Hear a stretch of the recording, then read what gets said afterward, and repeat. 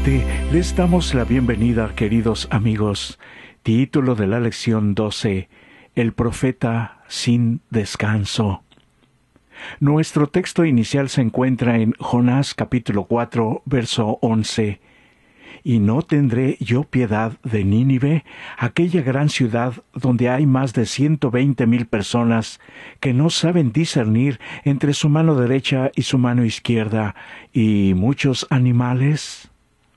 Número 1. Introducción. Una de las historias más interesantes de las Escrituras debe ser la de Jonás. Allí estaba él, un profeta de Dios, alguien llamado por Dios mismo, y sin embargo huyó del llamado que Dios le había asignado. Entonces, después de haber sido persuadido de una manera dramática de cambiar de opinión y obedecer al Señor, finalmente lo hace, pero ¿solo para qué? Para quejarse porque el pueblo al que fue llamado a testificar se arrepintió y se salvó de la destrucción que, de lo contrario, hubiese sido aniquilado. ¡Qué ejemplo de alguien sin descanso, sin paz, hasta el punto de exclamar: «Ahora pues, oh Jehová, te ruego que me quites la vida, porque mejor me es la muerte que la vida»? El mismo Jesús se refirió a la historia de Jonás diciendo: «Los habitantes de Nínive se levantarán en el juicio contra esta generación y la condenarán, porque ellos se arrepintieron al escuchar la predicación de Jonás, y aquí ustedes tienen a uno más grande que Jonás». Más grande que Jonás, por supuesto, era ahora Dios mismo en la persona de Jesús, nuestro Salvador. Veamos ahora lo que podemos aprender de Jonás y la falta de descanso y paz.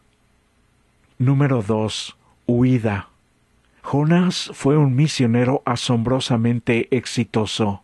Al mismo tiempo, también era difícil para hacerlo obedecer, al menos al principio. Independientemente de lo que estuviera haciendo Jonás, el llamado de Dios interrumpió su vida a lo grande.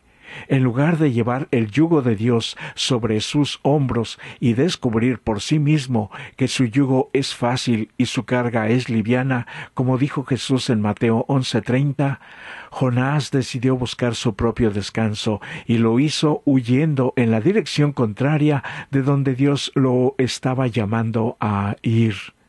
¿Dónde esperaba Jonás hallar paz y descanso del llamado de Dios? ¿Cuán útil le resultó?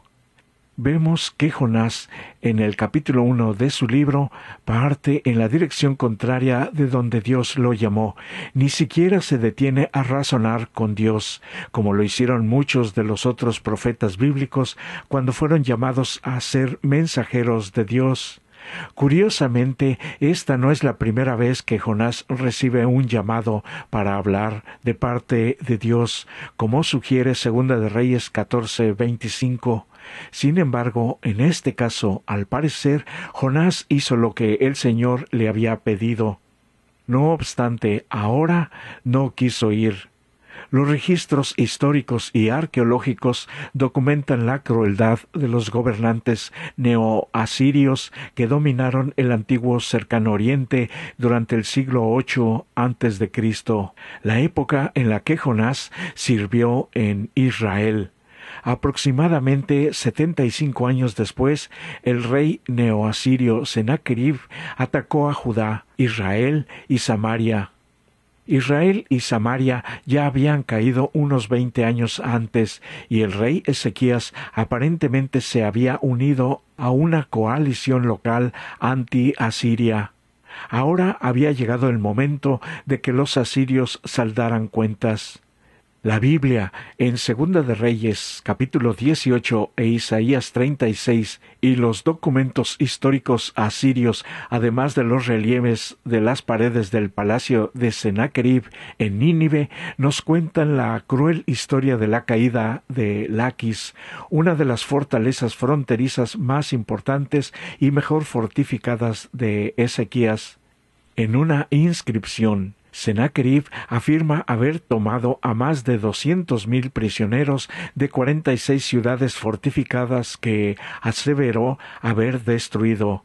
Cuando el rey asirio tomó Laquis, cientos o miles de prisioneros fueron empalados. Los partidarios incondicionales del rey Ezequías fueron desollados vivos, mientras el resto fue enviado a Asiria como mano de obra barata. Los asirios podían ser increíblemente crueles, incluso para los estándares del mundo de ese entonces. ¿Y Dios estaba enviando a Jonás al corazón mismo de ese imperio? ¿Sorprende que Jonás no quisiese huir de Dios? ¿Hiciste eso antes? Si es así, ¿cuánto éxito tuviste? ¿Qué lecciones deberías haber aprendido de ese error? Número 3. Un descanso de 3 días. Al huir de Dios, Jonás no estuvo libre de problemas. Su breve descanso en el barco, cuando estaba durmiendo, se vio perturbado cuando Dios intervino milagrosamente con una tormenta. Entonces Dios salva a Jonás de una tumba de agua y manda un animal acuático para salvar a Jonás. Sin embargo, recién cuando Jonás se encuentra en un descanso obligado de 3 días en el estómago del gran pez, se da cuenta de cuán dependiente es de Dios. A veces necesitamos caer en algún lugar que no tenga nada de lo que este mundo ofrece para darnos cuenta de que Jesús es a quien realmente necesitamos. Lee la oración de Jonás en el vientre del pez, versos del 1 al 9. ¿Por qué ora? Aunque estaba allí, en lo profundo, en una situación muy peligrosa, Jonás en su oración ora hacia el santuario. ¿Verá el santo templo de Dios? ¿Qué está pasando aquí? El templo constituye un punto central en esta oración, y debería ser el punto central de la oración en general. Solo hay un lugar para el Antiguo Testamento donde se puede encontrar a Dios, y ese lugar está en el santuario. Éxodo 15, versos 17 y capítulo 25, verso 8. El santuario es el punto central de oración y comunión con Dios. Sin embargo, Jonás no se refiere al templo de Jerusalén, más bien habla del santuario celestial.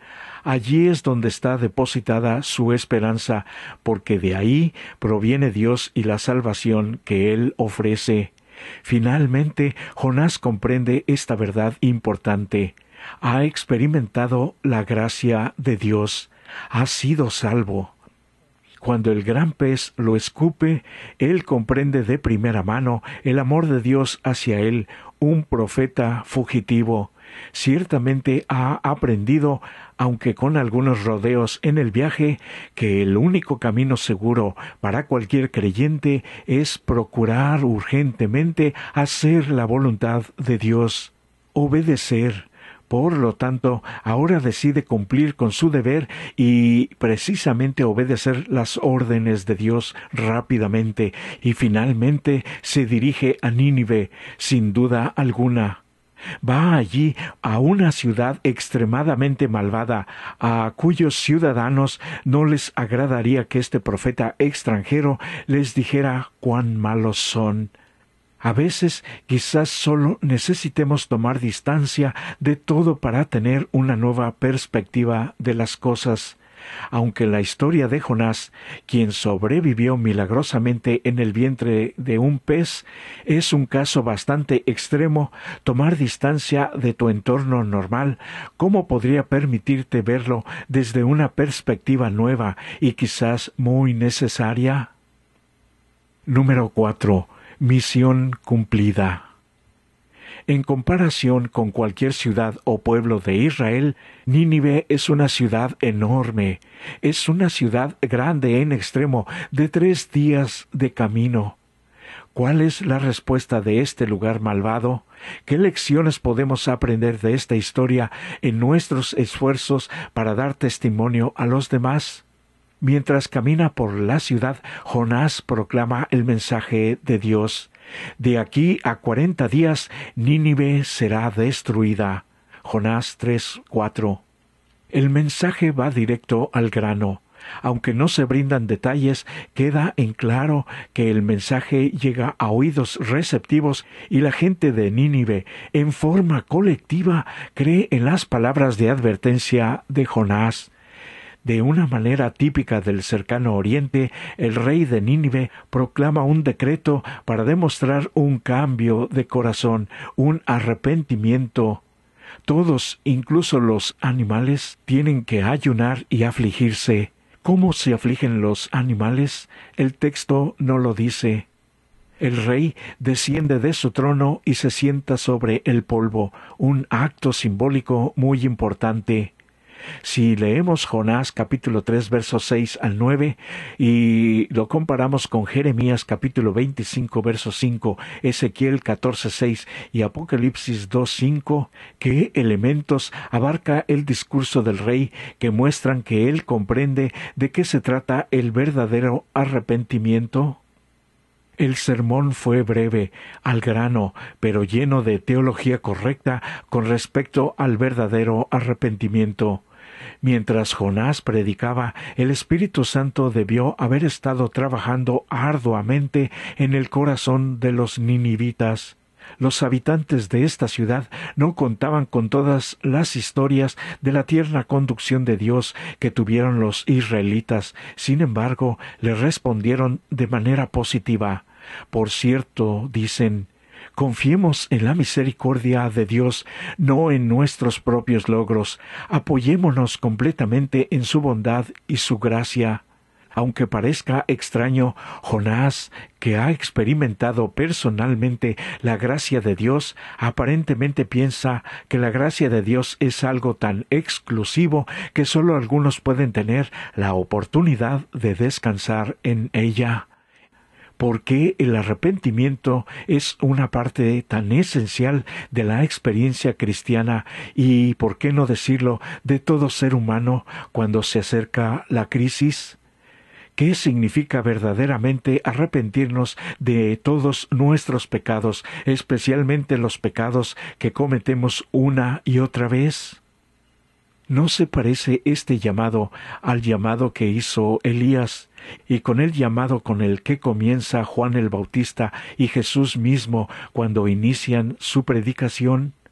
Arrepentíos, porque el reino de los cielos se ha acercado, y quizás es el momento, amigos, en el que tengamos que hablar así a todos aquellos que necesitan arrepentirse. Número 5. Un misionero enojado y sin descanso. Lamentablemente, la historia de Jonás no termina en el capítulo 3. Si fuera así, hubiera sido un final muy feliz. Ahora, en Jonás, a partir del capítulo 4, ¿cuál es el problema de Jonás?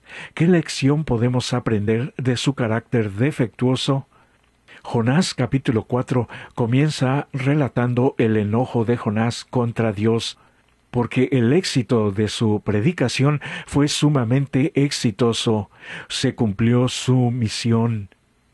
Jonás teme quedar como un tonto y mentiroso. Vemos que Dios se toma su tiempo para hablar y razonar con el profeta, quien se comporta como un niño pequeño en una rabieta, en un berrinche. Esta es una evidencia de que los verdaderos seguidores de Dios, incluso los profetas, todavía pueden crecer y superarse. Siempre habrá algo en que mejorar, no importa en qué nivel te encuentres, querido amigo y amiga. Cuando Jonás conoció el propósito que Dios tenía de perdonar a la ciudad, que a pesar de su maldad había sido inducida a arrepentirse en saco y ceniza, debería haber sido el primero en regocijarse por la asombrosa gracia de Dios, pero en vez de hacerlo, permitió que su mente se espaciase en la posibilidad de que se lo considerara como un falso profeta. Celoso de su reputación, perdió de vista el valor infinitamente mayor de todas aquellas almas miserables de esa gran ciudad. La paciencia de Dios con su profeta es asombrosa.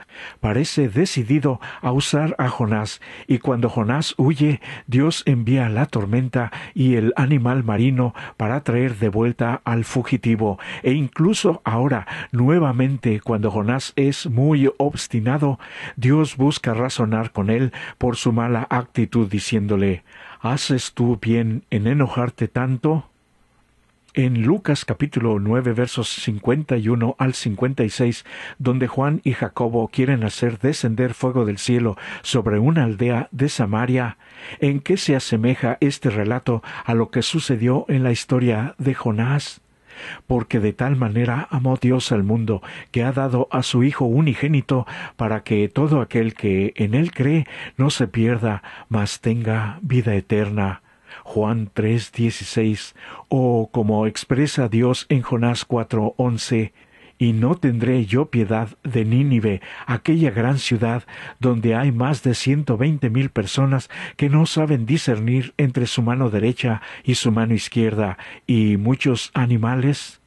Cuán agradecidos deberíamos estar porque, en última instancia, Dios es el juez supremo de todo corazón humano, mente y motivos, y de nosotros también. ¿Cómo podemos aprender a tener la clase de compasión y paciencia por los demás que Dios tiene, o al menos aprender a reflejar esa compasión y paciencia? ¿Qué nos dice todo esto? ¿Qué nueva perspectiva encontramos? Número 6. Una vía de doble mano. Jonás parece ser más problemático de lo que es. Nínive era peligrosa, pero en la historia de Jonás, los ninivitas no parecen ser el problema. Jonás los odiaba a muerte, y si hubiese sido por él, los hubiera extinguido con fuego si fuera necesario. Pero, en cambio, los ninivitas entienden el mensaje y se arrepienten rápidamente. Jonás no. Este misionero parece ser el eslabón débil de esta historia misionera. En este relato, Dios persigue a un profeta reacio y difícil de convencer y de obedecer, porque sabe que Jonás necesitaba tanto como los ninivitas necesitaban escuchar el mensaje misionero. Cuando leemos todo el libro de Jonás, ¿cómo podemos conservarnos en el amor de Dios? En su breve libro del Nuevo Testamento, Judas nos dice en el versículo 21, «Manténganse en el amor de Dios, mientras esperan que el Señor Jesucristo, en su misericordia, les conceda la vida eterna». Experimentar el amor y la gracia de Dios personalmente no es un evento único. Una forma segura de mantenernos en el amor de Dios es acercarnos a los demás con misericordia que esperamos recibir de Dios. En los siguientes versículos, Judas nos dice que tengamos compasión y que salvemos a los demás arrebatándolos del fuego. ¿Qué dice aquí que se relaciona con la historia de Jonás y qué nos dice esto a nosotros también? Dios llamó a Jonás para que fuera a Nínive, porque probablemente él no había dedicado mucho tiempo a pensar en su relación con los asirios antes de este llamado en particular. Probablemente sabía Jonás que le disgustaban, pero no tenía idea de cuánto los odiaba o de los extremos por los que pasaría para evitarlos, incluso después de recibir el llamado. Jonás no estaba preparado para tener a un ninivita como vecino en el cielo. Jonás no había aprendido a amar como Dios ama. Dios llama a Jonás para que vaya a Nínive porque ama a los ninivitas y los quiere en su reino. Pero Dios también llama a Jonás porque lo ama. Quiere que Jonás crezca y se asemeje más a él mientras trabajan juntos. Dios anhela que Jonás halle el verdadero descanso que llega solo al tener una relación de salvación con Él y al realizar la voluntad de Dios, que incluye acercarse a los demás y señalarles la fe y la esperanza que tenemos. ¿Cuánto tiempo dedicas a trabajar por la salvación de los demás? En un sentido espiritual, este tipo de trabajo, ¿cómo nos lleva a hallar el verdadero descanso en Jesús? ¿Cuánto hemos considerado verdaderamente en los demás, en cada uno de los miembros de nuestra familia y en la sociedad en la que nos movemos? Número 7. Conclusión. El encargo que había recibido imponía a Jonás una muy pesada responsabilidad, pero quien le había ordenado que fuese podría sostener a su siervo y concederle todo el éxito. Si el profeta hubiese obedecido sin vacilación, se habría ahorrado muchas experiencias amargas y habría recibido abundantes bendiciones. Sin embargo, el Señor no abandonó a Jonás en su hora máxima de desesperación. Mediante una serie de pruebas y providencias extrañas, debía revivir la confianza del profeta en Dios y en su poder infinito para salvar. Miles de personas pueden ser alcanzadas en la forma más sencilla y humilde, en paz incluso, sin necesidad de que aquel que es enviado tenga tantos problemas porque no quiere obedecer. Los más intelectuales, quienes son considerados los hombres y las mujeres más talentosos del mundo, son frecuentemente refrigerados por las palabras sencillas de alguien que ama a Dios y puede hablar de ese grandioso amor tan naturalmente como el mundano habla de las cosas que más profundamente le interesan. Y para los que necesitan las preguntas, se están mostrando ahora. Y puede detener el video para tener suficiente tiempo para leerlas. Por eso hoy, querido amigo y amiga, es tiempo de renovar nuestra confianza en nuestro querido Dios, en su amorosa misericordia y quizás en obedecer aquello en lo que Dios de muchas maneras y veces nos ha estado invitando a cumplir nuestra misión de vida. Todo cristiano tenemos esa misión. No vinimos a esta vida solamente a nacer, crecer, reproducirnos y morir. Eso lo puede hacer cualquier ser vivo más sencillo. Pero nosotros, a la vista de Dios, somos mucho más especiales. Tenemos una fe y un conocimiento en Dios y que tenemos que compartir. Hoy es ese día en el que podemos considerar con seriedad esta nuestra misión. Y cuando la hagamos, por seguro tendremos el éxito y el descanso tan anhelado en nuestra alma. Hoy es este día y este es para ti mi mejor deseo.